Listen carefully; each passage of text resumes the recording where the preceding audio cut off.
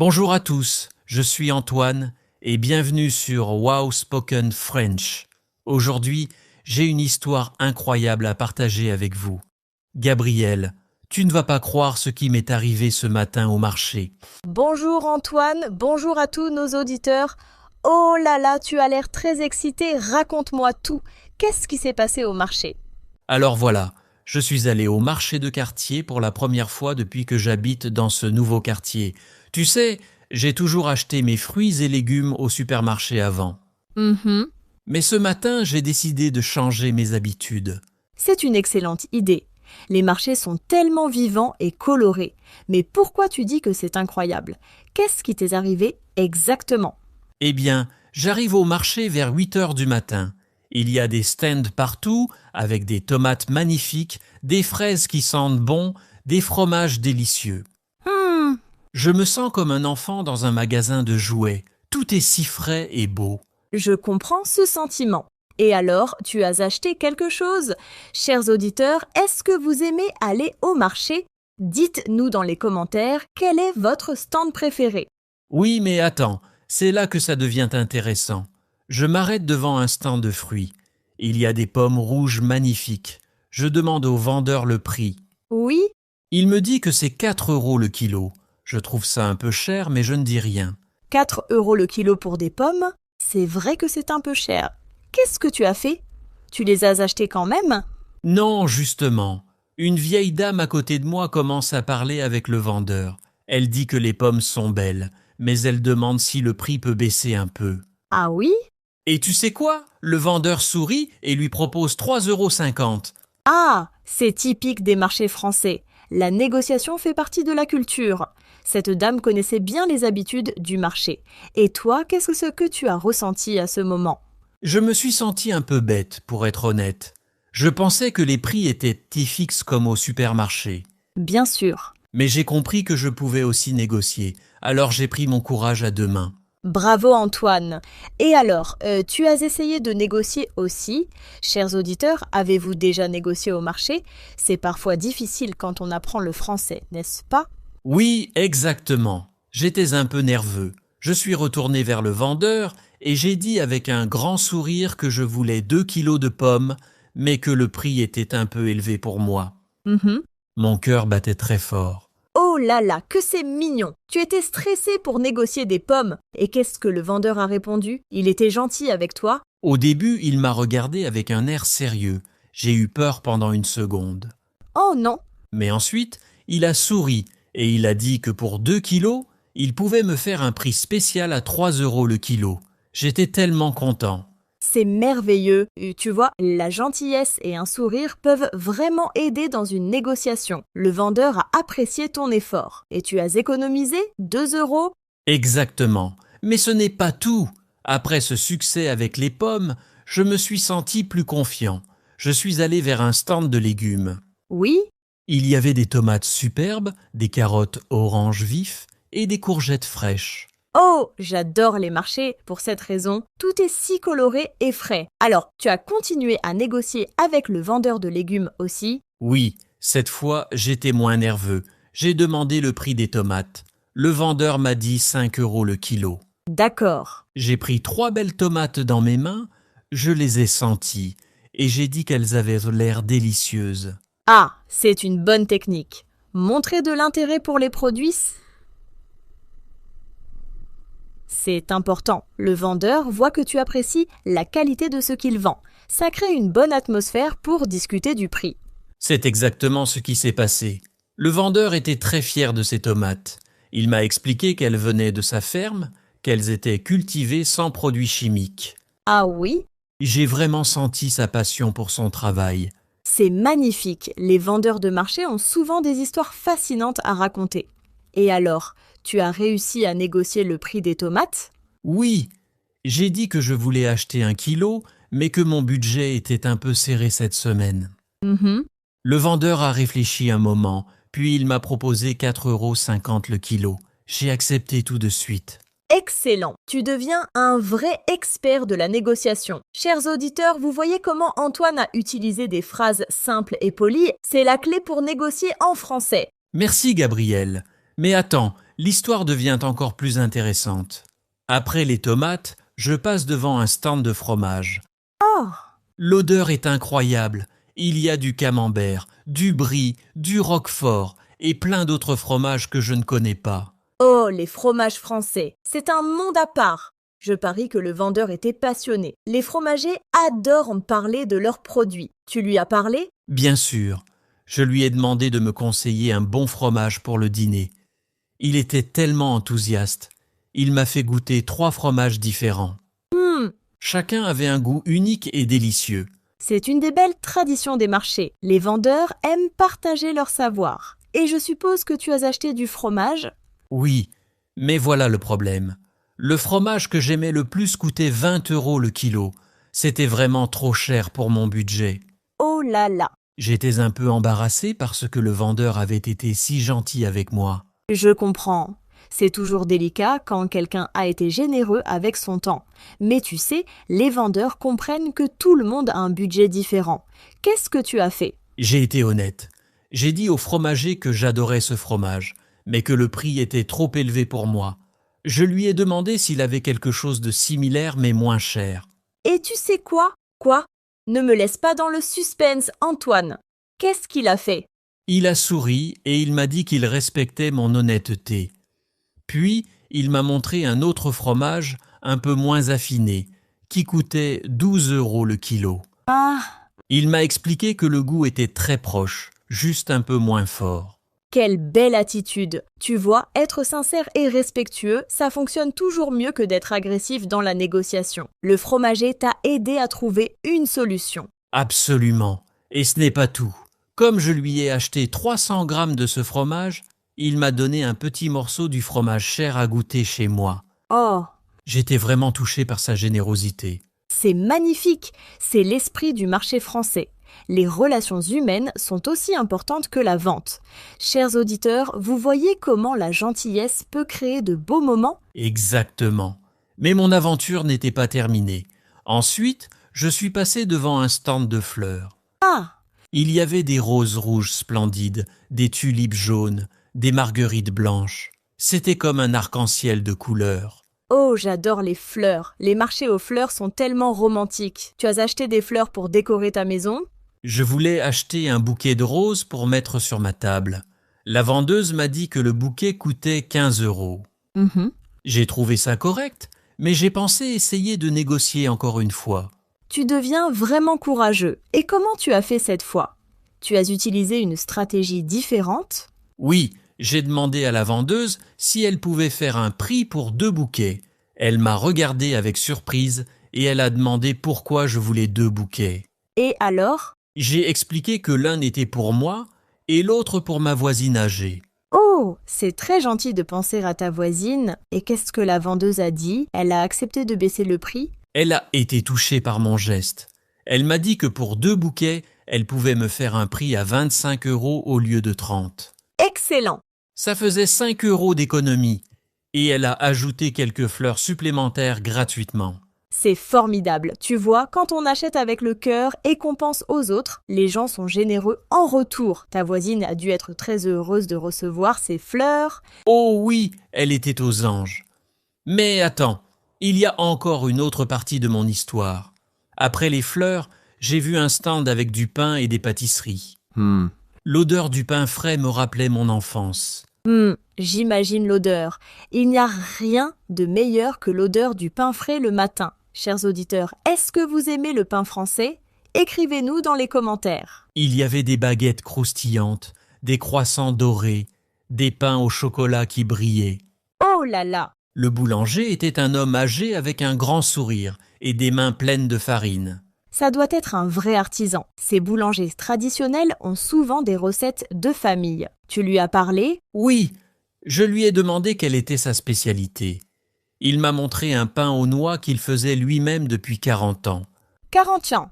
Il m'a raconté que son grand-père lui avait appris la recette quand il était petit garçon. Quelle belle histoire! Ces traditions familiales sont précieuses. Et le prix du pain était comment? Le pain aux noix coûtait 6 €. C'était plus cher qu'une baguette normale, mais je voulais vraiment essayer ce pain spécial. J'ai hésité un peu à cause de mon budget. Je comprends. Parfois, on doit faire des choix. Mais tu sais, pour un pain artisanal fait avec amour pendant 40 ans, 6 euros, c'est raisonnable. Tu l'as acheté? J'ai fait quelque chose de différent cette fois. Au lieu de négocier le prix, j'ai demandé au boulanger s'il pouvait me couper le pain en deux et me vendre une moitié. Comme ça, je pouvais goûter sans dépenser trop. Quelle bonne idée! C'est aussi une forme de négociation intelligente. Adapter la quantité au lieu du prix. Et qu'est-ce que le boulanger a répondu? Il a beaucoup aimé mon idée. Il m'a dit que peu de gens pensaient à demander une demi-portion. Il a coupé le pain et m'a vendu la moitié pour 3 euros. Et tu sais ce qu'il a fait en plus? Non, dis-moi. Qu'est-ce qu'il a fait? Il m'a donné un petit croissant gratuit. Il a dit que c'était pour récompenser ma créativité. J'étais vraiment surpris et heureux.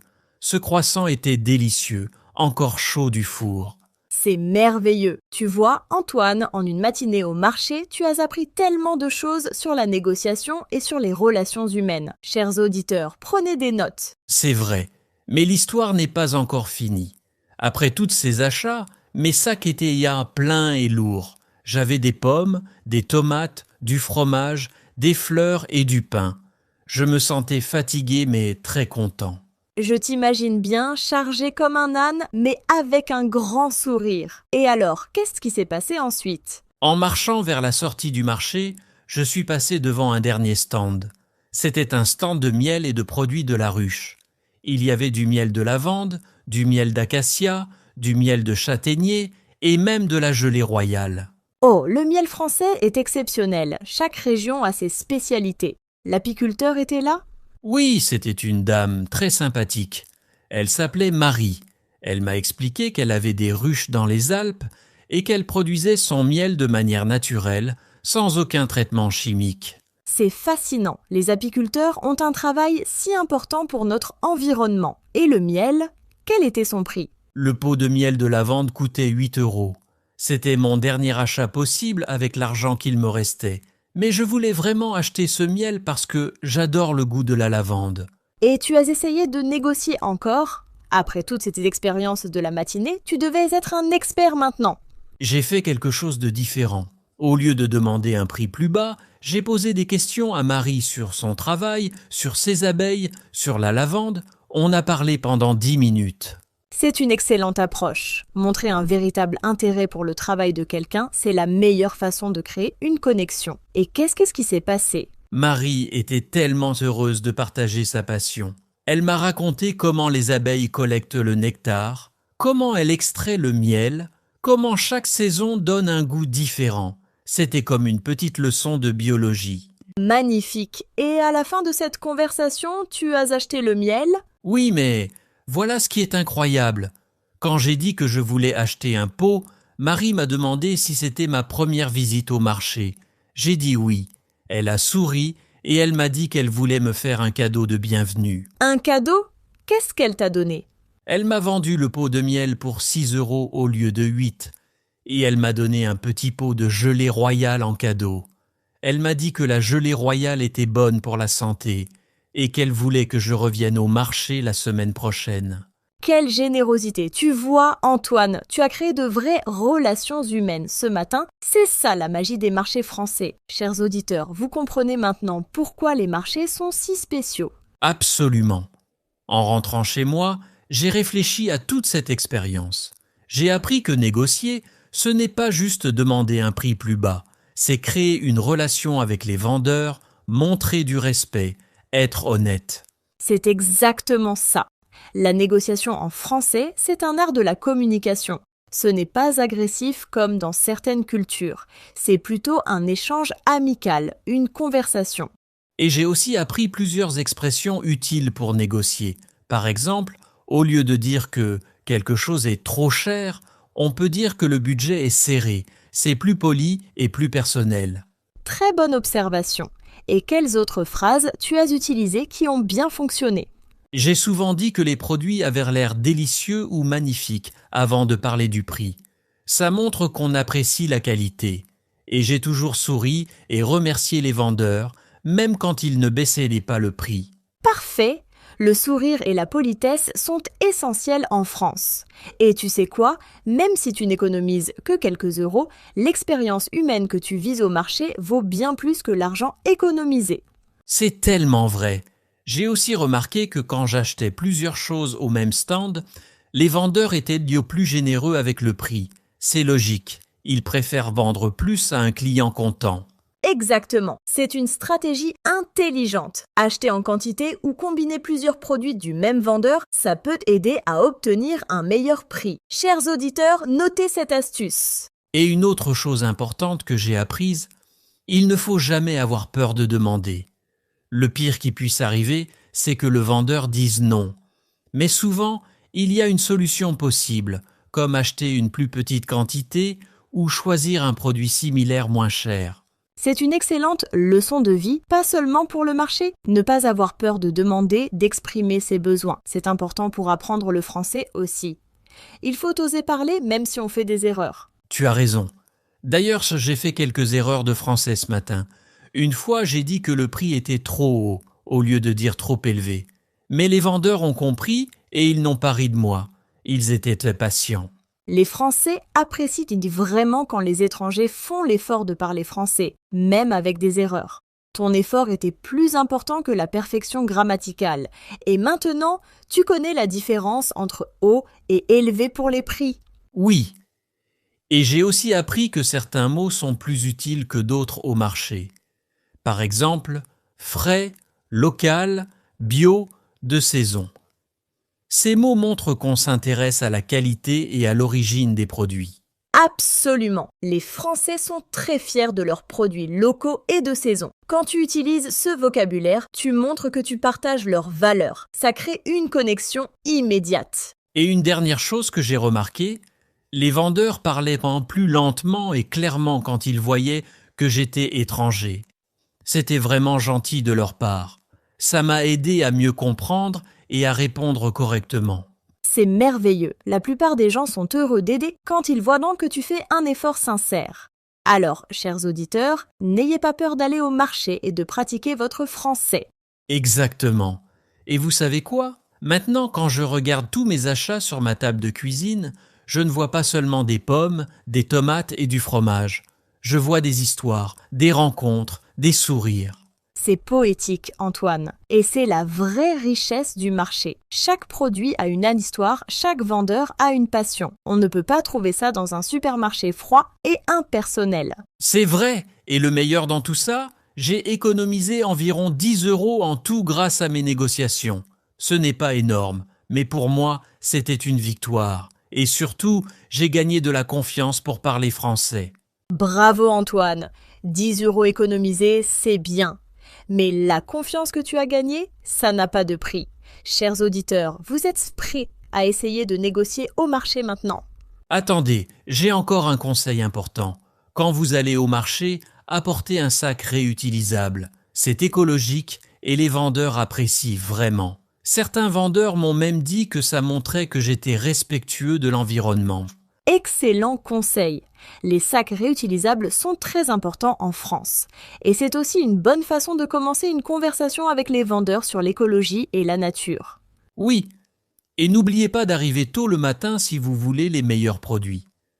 Mais si vous arrivez en fin de marché, vers midi ou 13 heures, les vendeurs sont souvent plus disposés à négocier parce qu'ils veulent vendre ce qui reste. C'est une stratégie intéressante. Mais attention, les meilleurs produits peuvent être déjà vendus. C'est un choix à faire, la fraîcheur du matin ou les prix plus bas de la fin de marché. Exactement. Et une dernière chose, apportez des petites coupures d'argent. Les vendeurs n'aiment pas beaucoup les gros billets, surtout le matin. Si vous avez des pièces et des petits billets, c'est plus facile pour tout le monde. Très bon conseil pratique. Bon, Antoine, je pense que nos auditeurs ont maintenant toutes les informations pour aller au marché et négocier comme des champions. Qu'est-ce que tu vas faire la semaine prochaine? Je vais retourner au marché, bien sûr. Je veux revoir Marie l'apicultrice et le fromager et tous les autres vendeurs sympas. Et cette fois, je vais essayer d'acheter du poisson frais. J'ai vu un stand de poisson qui avait l'air fantastique. Oh, le poisson frais, c'est encore une nouvelle aventure. Tu vas devoir apprendre les noms des poissons en français. C'est parfois compliqué, mais c'est tellement utile. Oui, je suis un peu nerveux pour ça. Il y a tellement de sortes de poissons différents. Mais je suis aussi excité. Chaque semaine au marché est une nouvelle opportunité d'apprendre et de pratiquer mon français. C'est l'esprit parfait. Apprendre le français, ce n'est pas seulement étudier dans les livres, c'est vivre des expériences, parler avec les gens, faire des erreurs, rire, découvrir de nouvelles choses. Absolument. Et vous savez ce que ma voisine m'a dit quand je lui ai donné les fleurs?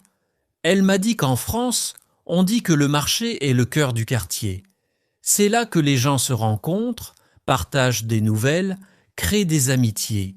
Ta voisine a raison, le marché c'est bien plus qu'un endroit pour acheter de la nourriture.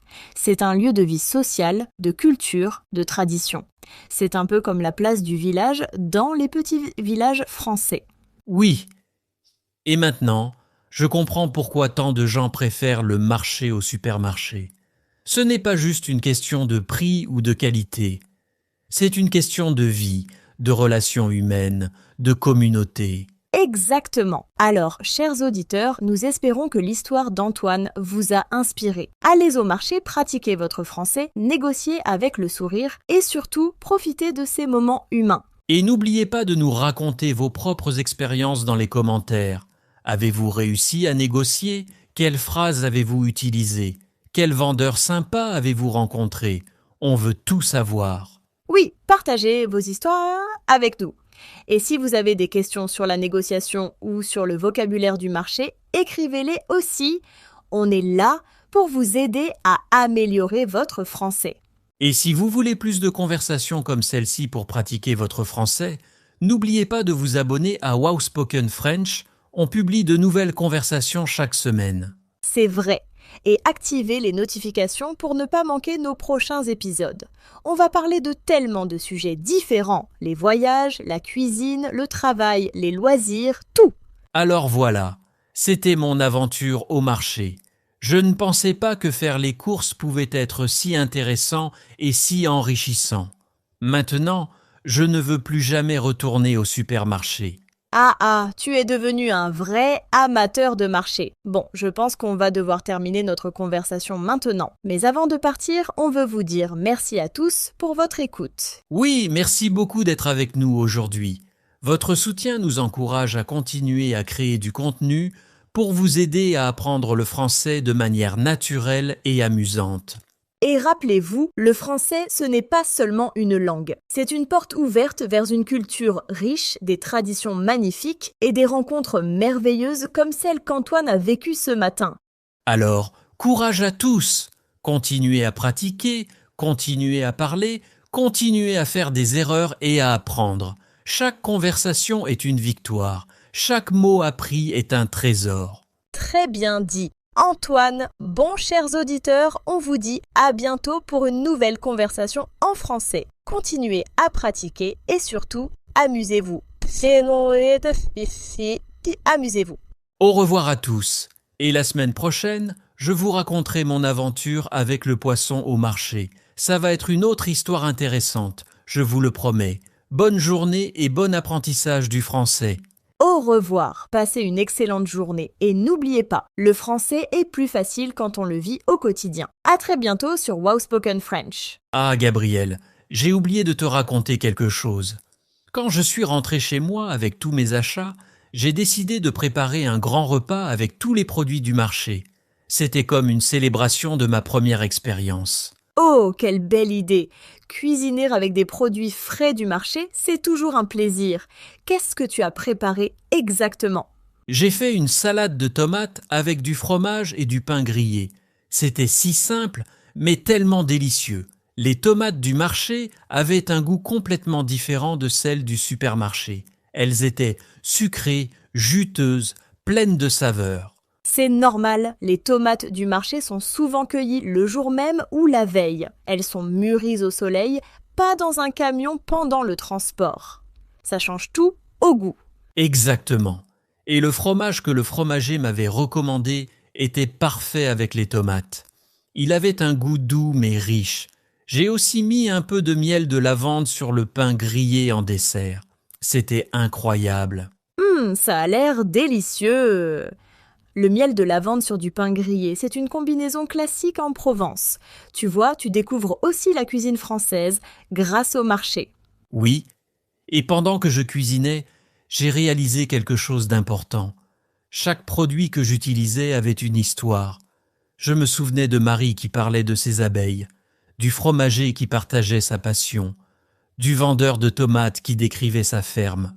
C'est magnifique. Quand on connaît l'origine de notre nourriture, quand on connaît les personnes qui la produisent, on apprécie encore plus ce qu'on mange. C'est une connexion profonde avec la nourriture. Absolument. Et j'ai invité ma voisine à partager le repas avec moi. Elle était si heureuse. Elle m'a raconté qu'elle allait au même marché depuis 30 ans et qu'elle connaissait tous les vendeurs par leur prénom. 30 ans. Waouh, ta voisine doit avoir tellement d'histoires à raconter sur le marché. C'est une vraie experte. Est-ce qu'elle t'a donné des conseils? Oh oui! Elle m'a expliqué que chaque saison au marché est différente. En été, il y a des fraises, des cerises, des melons. En automne, il y a des champignons, des courges, des raisins. En hiver, il y a des oranges, des châtaignes, des endives. C'est très important de comprendre les saisons en France. Manger des produits de cette saison, c'est meilleur pour la santé, pour l'environnement et pour le porte-monnaie aussi. Chers auditeurs, faites attention aux saisons. Ma voisine m'a aussi dit que certains vendeurs viennent seulement certains jours de la semaine. Par exemple, le vendeur de poissons vient le mardi et le samedi. Le vendeur de volaille vient le mercredi et le dimanche. C'est bon à savoir. Si tu veux acheter quelque chose de spécifique, il faut connaître les jours. Ça fait partie de l'organisation de la vie quotidienne en France. On planifie ses courses selon le calendrier du marché. Exactement. Et ma voisine m'a donné un dernier conseil très important. Toujours regarder dans son panier avant de payer. Parfois, les vendeurs ajoutent un produit gratuit ou ils mettent vente plus de quantité que ce qu'on a demandé. Ah oui, c'est une belle tradition. Les vendeurs généreux ajoutent souvent un petit extra pour les clients réguliers. On appelle ça la 13e à la douzaine. C'est comme un bonus. La 13e à la douzaine. J'adore cette expression. Ma voisine m'a expliqué que si on achète 12 œufs, parfois le vendeur en donne 13. C'est un geste de générosité et de fidélisation du client. Exactement. C'est une vieille tradition commerciale française. Et ça montre encore une fois que le marché, ce n'est pas juste du commerce. C'est une relation de confiance et de respect mutuel entre le vendeur et le client. Après cette conversation avec ma voisine, je suis encore plus motivé pour retourner au marché chaque semaine. Je veux devenir un client régulier, apprendre les noms de tous les vendeurs, découvrir tous les produits de saison. C'est l'esprit parfait. Et tu sais quoi? Dans quelques mois, les vendeurs vont te reconnaître. Ils vont te saluer par ton prénom, ils vont te demander comment tu vas, ils vont te recommander leurs meilleurs produits avant même que tu demandes. J'ai hâte de vivre ça. C'est comme devenir membre d'une grande famille. Le marché, c'est vraiment le cœur du quartier, comme ma voisine l'a dit. C'est là que se créent les liens sociaux, les amitiés, la communauté. Absolument. Et pour nos auditeurs qui apprennent le français, c'est aussi l'endroit parfait pour pratiquer la langue dans un contexte réel, amical et sans pression. Les vendeurs sont patients et encourageants. Oui, d'ailleurs, j'ai une question pour nos auditeurs. Dans votre pays, est-ce qu'il y a des marchés comme en France? Est-ce qu'on peut négocier les prix? Racontez-nous dans les commentaires. On veut connaître vos traditions. Excellente question. Chaque culture a ses propres traditions de marché. Ce serait fascinant de comparer et d'apprendre les uns des autres. Alors, chers auditeurs, partagez vos expériences avec nous. Et si vous vivez en France et que vous n'êtes jamais allé au marché, cet épisode est votre signal. Allez-y ce week-end. Prenez votre courage, votre sourire et quelques euros. Vous allez vivre une expérience magnifique.